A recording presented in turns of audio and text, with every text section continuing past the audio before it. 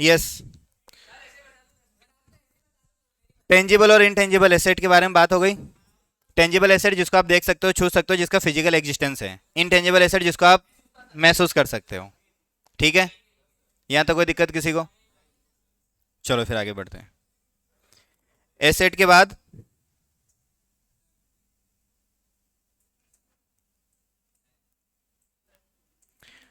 क्या होती है? लाइबिलिटीज।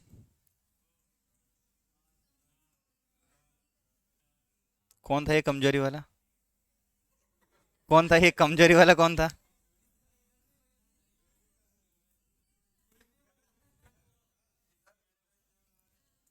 ये मॉक्स हित की बात नहीं हो रही है कुछ।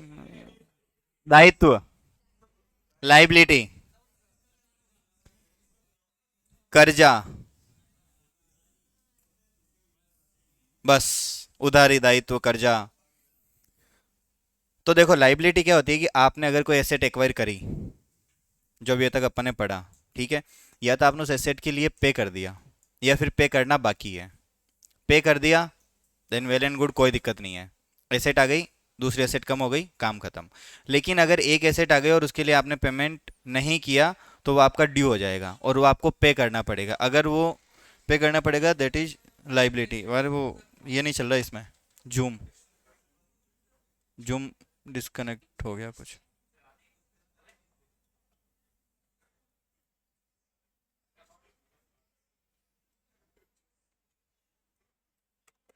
ठीक है, अब देखो लाइबिलिटी, अगर आपको पे करनी है विथ इन 12 मंथ, देन हो जाएगी आपकी करंट लाइबिलिटी। ठीक है, और अगर आपको लाइबिलिटी पे करनी है आफ्टर 12 मंथ, वो हो जाएगी आपकी नॉन करंट लाइबिलिटी। तो आई थिंक इसमें आपको दिक्कत नहीं होगी कहीं पे भी। कोई ऐसा है जिसको ये समझ में नहीं आया?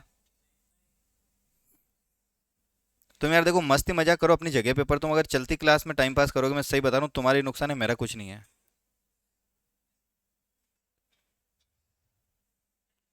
तुम्हें मैं लिखवा इसलिए नहीं रहा हूँ कि क्योंकि तुम्हारी लास्ट क्लास है।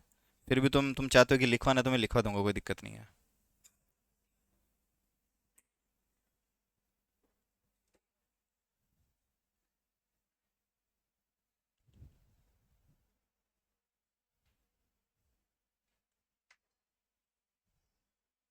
नॉन करंट को अपन बोलते हैं लॉन्ग टर्म लाइबिलिटी, और इसको बोलते हैं शॉर्ट टर्म लाइबिलिटी। देखो, एक ट्रांजेक्शन समझो।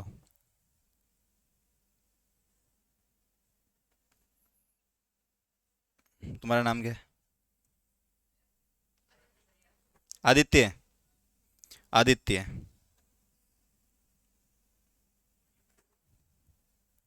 यही है ना? स्पेलिंग तो सही है। कोई बात नहीं, सुन लो। आदित्य एक बिजनेस कर रहा है। कहाँ का बिजनेस कर रहा है आदित्य? कहाँ का बिजनेस करना है तुम्हें? इलेक्ट्रिशियन बनेगा? तो इसके हार्डवेयर का काम, ये तार बेचेगा ताकि आपस में कनेक्शन हो पाए, लाइट का। ठीक है, अब इसको कनेक्शन एस्टेब्लिश करने के लिए तार बेचना है, बेचने के लिए तार खरीदेगा, खरीदने के लिए पैसा चाहिए, और पैसा नहीं चाहिए तो इसकी जान पहचान चाहिए। अब तुम जैसे लोग साथ में, तो जान पहचान तो किसी की सही से होने से रही।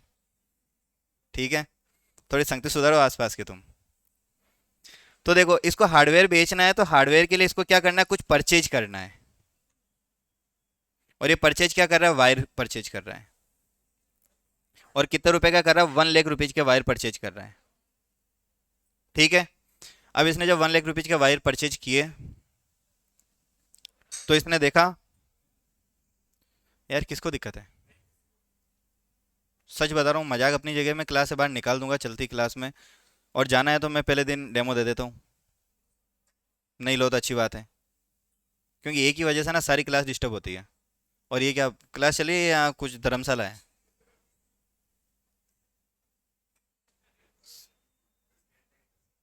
बंद करो फोन अपना।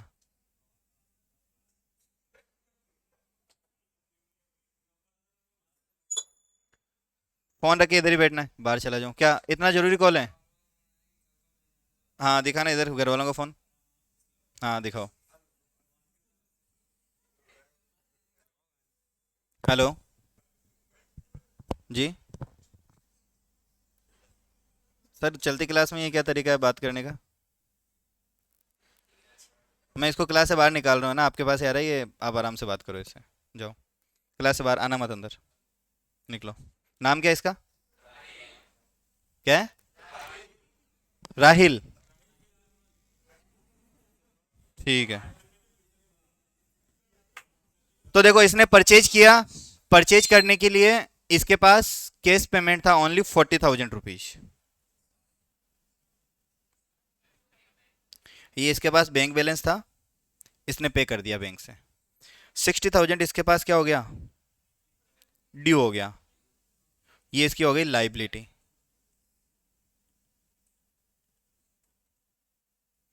अब अगर ये लाइबिलिटी इसको पे करनी है,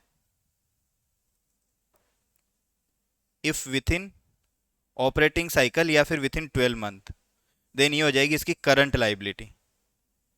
और अगर आफ्टर 12 मंथ करनी है तो ये हो गई इसकी नॉन करंट लाइबिलिटी। यहां तक किसी को दिक्कत है? समझ में आई दोनों चीजें? तो देखो अपन ने करंट नॉन करंट लाइबिलिटी के बारे में बात कर ली। अब अपन बात करेंगे एक्सपेंडिचर के बारे में।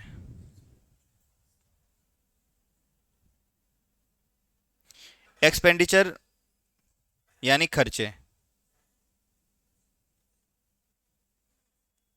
ठीक है, कोई बताएगा खर्चों के बारे में कुछ?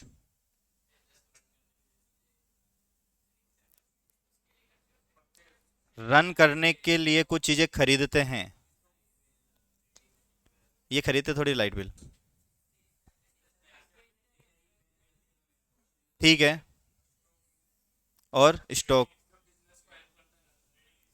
देखो आप अगर बिजनेस कर रहे हो तो आपको कुछ एसेट उसके अंदर जरूरत पड़ेगी जो लॉन्ग टर्म के लिए काम आएगी। ठीक है, कुछ चीजें ऐसी रहेगी जो आपको डे टू डे ऑपरेशन के लिए जरूरत पड़ेगी। ठीक है, कुछ चीज़ ऐसी जो आप सेल परचेज करोगे तो ट्रेडिंग के लिए आपको जरूरत पड़ेगी। अगर आप सर्विस सेक्टर में हो तो फिर आपको फी रिसीव होगी और फी वापस पे करनी पड़ेगी जहाँ से आप सर्विस ले रहे हो। लाइक नहाटा हमें पे करता है, आपसे फीस लेता है, बीच में अपना कमीशन जो भी उनका चार्ज वट इनका प्रॉफिट रहता है। समझ में आया? अब एक्सपेंडिचर होते कितने तरीके के हैं? आप तो बोल दो। बहुत बढ़िया, ताली बजाओ इनके लिए एक बार। करंट और नॉन करंट। ये डायरेक्ट इनडायरेक्ट वालों के लिए भी बजाओ एक बार। और कोई? टेंजिबल इंटेंजिबल, वाह। फेंको और जी जान से। आप बोलना ही नहीं है? कसम खा लिया आज से, पहले दिन से ही? बहुत बढ़िया। और कोई? हीत, मॉक्स, आदित्य। तुम्हें कितने महीने हो गए 11th पढ़ते हुए? कितने महीने हो गए? तुम्हारी क्लास कब से चल? 4 महीने। तुम्हें एक्सपेंडिचर का नहीं पता? रेवेन्यू का नाम सुना है? कैपिटल का नाम सुना है? इनके साथ एक्सपेंडिचर को ऐड किया है कभी? नहीं किया? तो देखो आज करते हैं अपन।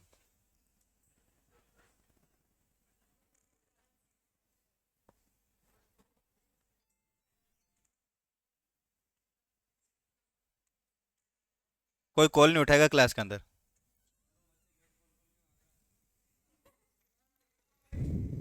बाहर। हाँ कोई दिक्कत नहीं है। तो देखो एक होता है आपका रेवेन्यू एक्सपेंडिचर, एक होता है आपका कैपिटल एक्सपेंडिचर। दोनों के अंदर ही आपका कैश आउटफ्लो या तो आज होगा या इन फ्यूचर होगा। ठीक है। खर्चा यानी आप अगर कोई भी चीज़ खरीद रहे हो या आप किसी को भी पे कर रहे हो, कुछ भी आपकी पॉकेट से कैश आउटफ्लो हुआ है या होगा या होने वाला है, सारे आपके खर्चे हैं। ठीक है। अब इनको दो तरीके से बाइफरकेट किया गया है, एक होता है रेवेन्यू, एक होता है कैपिटल।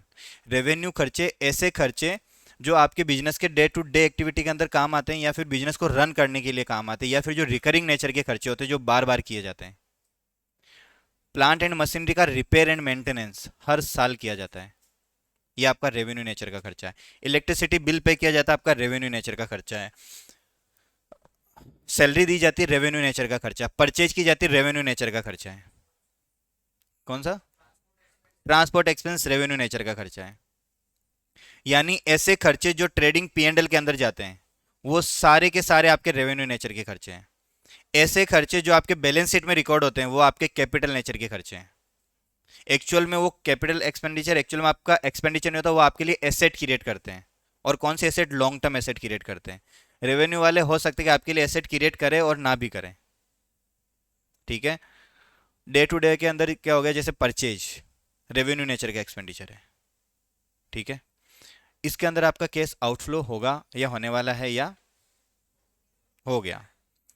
ये आपका जाएगा ट्रेडिंग या पीएनएल के अंदर, तो ये हो गया आपका रेवेन्यू। लेकिन आपने फर्नीचर खरीदा, एक ही दुकान से आपने कुछ और परचेज किया आपका गुड्स, और वहीं से आपने फर्नीचर खरीदा, सेम बिल बना, फर्नीचर एसेट के नाम से रिकॉर्ड होगा, बाकी का गुड्स आपका परचेज के नाम से रिकॉर्ड होगा। दोनों में चीज़ें क्लियर है आपको?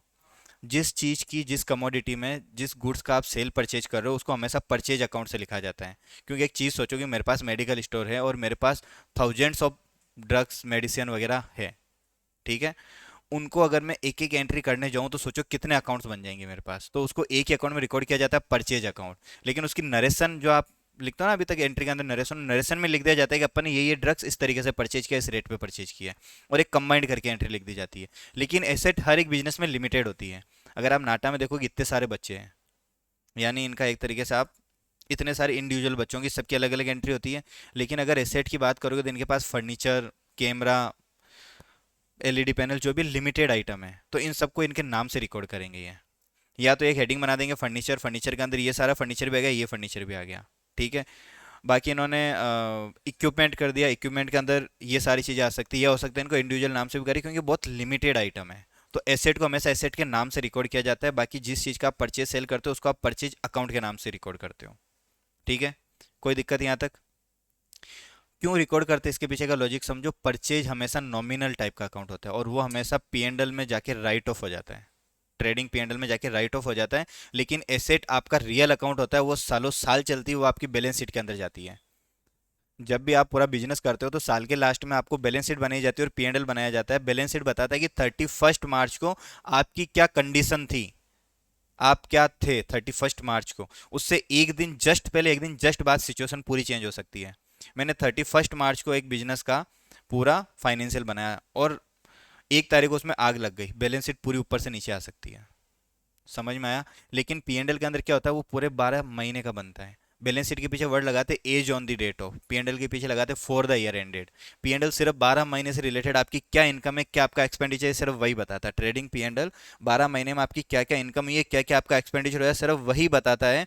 बैलेंस शीट आपको किसी एक दिन की एक पर्टिकुलर पॉइंट ऑफ टाइम पे आपको बताता है कि आपकी क्या सिचुएशन थी, आपके पास क्या एसेट थी, आपके पास क्या लाइबिलिटी थी, आप किस पोजीशन में हो, आप कितना सर्वाइव करने की पोजीशन हो, आप बिजनेस कैसा रन कर रहे हो। पीएनडल बताता है कि आपने बिजनेस किस तरीके से पिछले साल चलाया, कितना प्रॉफिट अर्न किया। दोनों पॉइंट क्लियर है आपको? तो रेवेन्यू नेचर के खर्चे ऐसे खर्चे होते हैं जो आपके रिकरिंग नेचर के होते हैं। रिकरिंग एक्सपेंडिचर, या फिर जो हो गया आपका डे टू डे, जो डे टू डे अफेयर चलेंगे आपके बिजनेस के, उनके लिए काम आएगा। या फिर आपका ऑपरेटिंग एक्सपेंडिचर जो हो गया, ऑपरेटिंग नेचर के एक्सपेंडिचर। ऑपरेटिंग मत लिखो, ये ठीक है, दो ही। ठीक है। कैपिटल एक्सपेंडिचर ऐसा एक्सपेंडिचर जो आपको फॉर एसेट के लिए किया जाता है। जब आप एसेट परचेज करते हो तो एसेट के लिए आप कैपिटल एक्सपेंडिचर करते हो। यहाँ तक किसी को दिक्कत? सबको क्लियर है यहाँ पे? देखो, जो आपकी करंट एसेट होती है ना, वो काइंड ऑफ, ये जो आपकी करंट एसेट होती है, ये जो आपकी करंट एसेट होती है यहाँ पे, ये वाली, इसके लिए आप जब खर्च करोगे वो आपका रेवेन्यू नेचर का एक्सपेंडिचर होगा, इसीलिए वो पीएनडल अकाउंट में या ट्रेडिंग अकाउंट में जाता है। ठीक है। दूसरी चीज, आपका जो कैपिटल नेचर का खर्चा होता है वो आपका नॉन करंट नेचर का, नॉन करंट एसेट क्रिएट करता है, जो आपका लॉन्ग टर्म तक एसेट आपकी बैलेंस शीट में दिखाई जाती है। यहाँ तक किसी को दिक्कत? कोई ऐसा है जिसने पढ़ी एसेट 3 तरीके की होती है, एक्सपेंडिचर भी 3 तरीके के होते हैं? कोई ऐसा है महानुभाव अपनी क्लास में? एसेट 3 तरीके की होती है, एक्सपेंडिचर भी 3 तरीके के होते हैं? कोई ऐसा है जिसने ये पढ़ा हो कि ये सुना हो fictitious asset, deferred revenue expenditure? सुना है? कौन सी एसेट? Fake asset. और कोई है जिसने फिक्टिसेस सुना है? कोई ऐसा जिसने फिक्टिसेस नाम ही पहली बार सुना है? सुना है? कुछ आइडिया है फिक्टिसेस के बारे में?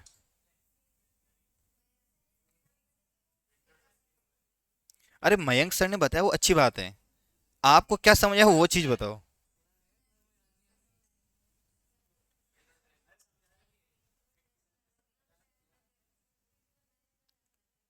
मयंक सर ने भी पढ़ाया, वो और भी पढ़ेंगे, मैं भी पढ़ूंगा, लेकिन आपने क्या समझा? अपनी क्लास चल ही नहीं रही बुक्स के हिसाब से, मैं आपको जनरल अंडरस्टैंडिंग करवा रहा हूँ कि फिक्टिस एसेट होती क्या है, आपने क्या समझा उससे? कुछ नहीं समझ में आया? सुनो, एक कहावत सुनिए। ये कहावत है गुडविल। धोबी का कुत्ता ना घर का ना घाट का। सुनिए मतलब क्या है इसका।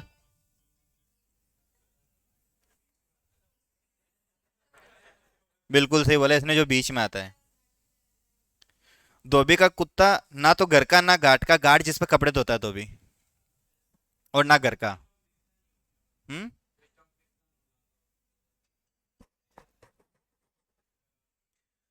धोबी का कुत्ता ना घर का ना घाट का, यानी जो ना तो रेवेन्यू नेचर का खर्चा है ना कैपिटल नेचर का खर्चा है, जो ना ही आपकी करंट एसेट है ना ही नॉन करंट एसेट है। मैंने अभी आपको बताया रेवेन्यू नेचर का जो एक्सपेंडिचर होता है वो जनरली आपकी करंट एसेट क्रिएट करता है, पूरी नहीं कुछ कुछ। और नॉन करंट जो कैपिटल नेचर का एक्सपेंडिचर होता है वो आपकी नॉन करंट एसेट क्रिएट करता है। ठीक है। लेकिन ये एक ऐसी एसेट क्रिएट करता है जो ना तो करंट एसेट है ना ही आपकी नॉन करंट एसेट है। तो इसके लिए होने वाला खर्चा भी आपका रेवेन्यू और कैपिटल नहीं हो सकता, उसको बोलते हैं डेफर्ड रेवेन्यू एक्सपेंडिचर।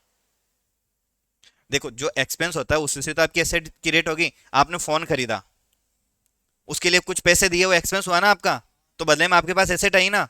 तो कुछ भी एसेट खरीदोगे तो कुछ तो एक्सपेंस करोगे, तो जब एक्सपेंस करोगे तभी आपके पास एसेट आएगी।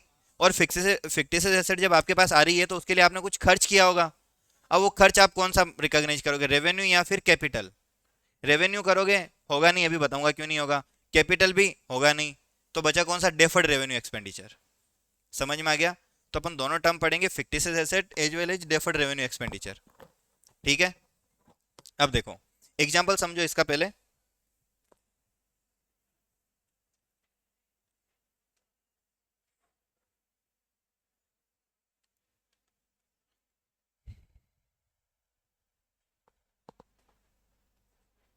नाम क्या है इनका? युवराज, मॉक्स, आदित्य, हीत, तुम्हारे क्या? तनिष्क।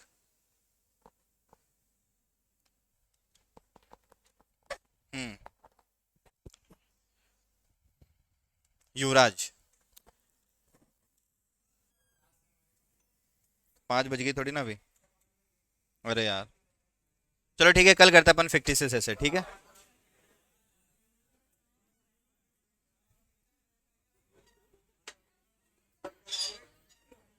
बिल्कुल।